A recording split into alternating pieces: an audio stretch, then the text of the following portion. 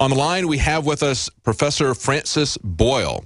Dr. Boyle is a leading American expert in international law. He's responsible for drafting the Biological Weapons Anti-Terrorism Act of 1989, the American implementing legislation for the 1972 Biological Weapons Convention, and he's the author of a lot of books. But the one that we're interested in today is Biowarfare and Terrorism. We have him on the line, and welcome, Dr. Boyle.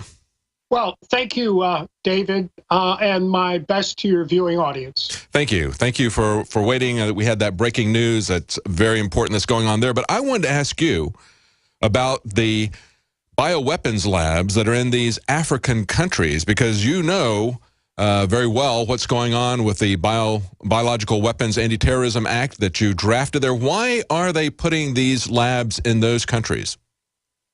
Well, it's very simple in try to circumvent the Biological Weapons Convention and my Biological Weapons Anti-Terrorism Act of 1989 that provides for life in prison. We have a BSL-4 in Guinea. We have one at the capital there, one in Liberia, Monrovia, and another one at Kenema in Sierra Leone. And they all do this dual-use offensive, defensive, biological warfare work. Guinea is never been a party to the Biological Weapons Convention. Liberia has never been a party. Sierra Leone is a party, but given the disturbances over there, I'm sure no one's been paying attention to what's been going on in these labs. However, I will point out, I drafted the my Biological Weapons Anti-Terrorism Act to make it extraterritorial by name, in haec verba, so that these illegal criminal types of biowarfare work done in these labs by U.S. citizens can be prosecuted. That's interesting. Now, as you pointed out, the CDC is there. Tulane University. Anybody knows about the notorious Tuskegee test that ran for decades on black people with syphilis, not telling them that, not giving them treatment and just watching this develop for decades. Tulane University is there, as well as the CDC. So what is your take on this? Do you think this is something that was perhaps accidentally leaked out? Is this deliberate? Because it's interesting that this is a different strain, and it is thousands of miles away from where these are typically happening in Central Africa. This is now over in Western Africa. They want to say that it transmitted by passing through animals. I mean, why didn't we have any outbreaks in between those two different areas? That's right. The standard explanation is completely nonsensical. I have here in front of me the Biological Defense Research Program of 1988, page Appendix 3-4, clearly says that the Center for Disease Control has been doing biological warfare work in Sierra Leone since 1988. And also Columbia University was doing biological warfare work in Liberia. And as I said, Liberia has never been a party to the BWC. Of course, this bat theory makes no sense at all. Right.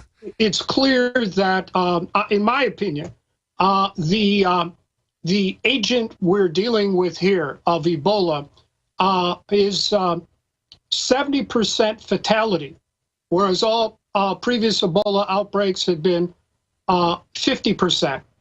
And also, it appears that it has perhaps somehow been genetically modified to make it airborne to some extent. I recently sent to your assistant there a press release. The National Institutes of Health mated live Ebola with the virus for the common cold. And it very well might have been this type of vaccine that they were testing out over there at these BSL-4 facilities. We know that the Sierra Leone government shut down Kenema and accusing them of starting the pandemic with shots under the supervision of Tulane. And we know for a fact Tulane has been involved in biowarfare work for quite some time. We also know that Fort Detrick is over there. The Center for Disease Control is over there. These 3 labs were set up by USAID, which is a front organization for the CIA. So I think it's pretty clear these 3 labs, I suspect, were the origins of this pandemic, which has now come here to the United States. The CDC just said 21-day quarantine, but the WHO recommends 42-day quarantine. Mm-hmm. And even the 42-day quarantine only gets 98% of the people. So my guess is, we should really be talking about 50 days or more quarantine. And the question then is, why did they allow the 4,000 people on that cruise ship off? And according to yesterday's New York Times, there's no monitoring on any of them. Every other contact going back to Mr. Duncan is somehow being traced, contacted, quarantined, whatever. But the 4,000 people on that ship, no. And they could have easily just quarantined everyone on the ship right there. So I don't know exactly what to say about this, but it doesn't look good. Well, we saw that in Nigeria. They've gone now the 42 days, and they haven't had another outbreak there. But they went through contact tracing. They had 900 people that they were looking at based on one person who flew into their country on an airplane, was very sick. 20 people caught it, 8 people died. And they had 900 people that they were looking at. We haven't seen anything like that. As you pointed out, we've got a situation where you've got this new strain of Ebola that they've never seen before that travels from an area where they've typically had it in Central Africa, 1,000 to 2,000 miles, and they want to tell us that it's been traveled, that got there by bats. I mean, that's just not, that's not very credible, is it? Well, even the New York Times reported that in 1976, that when Ebola was first discovered, the World Health Organization ordered it to be sent to Porton Down in the UK. That's their equivalent of Fort Detrick. So you can figure out what happened with it from there. And Sierra Leone is a former colony of Britain. Liberia has always functioned as a de facto colony of America. And now we see U.S. troops in Liberia, British troops in Sierra Leone, and France, the former colonial power in Guinea, sending troops in there. You're talking about them finding it, isolating it, and then immediately sending it back to their equivalent of Fort Detrick in the UK. It's very much like the movie Aliens. That one guy finds that alien and he says, don't kill it. I got to get it back to the military-industrial complex. That's what they do. There was an article that came out today I think is very interesting. As we look at this, this is a new strain. They were talking about it being a new strain when it was first identified, first broke out in April. And if you look at all the previous outbreaks, it's about 2,500 people. It's 2,478, I totaled it up. Already in this one, we've had about 9,700 people. So it's about 4 times all the previous outbreaks combined. This is a new strain. It looks like it's a weaponized strain. You're talking about them bringing something back and working on it. We just have a report that came out last Friday, basically kind of buried in the Friday news cycle. This is from the New York Times, and we haven't seen very much reporting about this. The White House said they were going to cut funding for risky biological studies. Now, this is them saying that they're not going to do any more weaponizing. What do you make of that? Well, that's the smoking gun. That's Friday in the New York Times. You see, they de facto admitted that this is exactly what they were doing at those BSL-4 labs, in the 3 BSL-4 labs in West Africa. And they're basically sort of retroactively trying to cover their rear ends there. Yes. But I think that statement that came out Friday is a pretty good indication that they know that those 3 labs and other researchers here in America, like Tulane, CDC, National Institutes of Health, Galveston down there, University of Texas, have been up to their eyeballs in this. I would only know what to say. Weaponization of Ebola.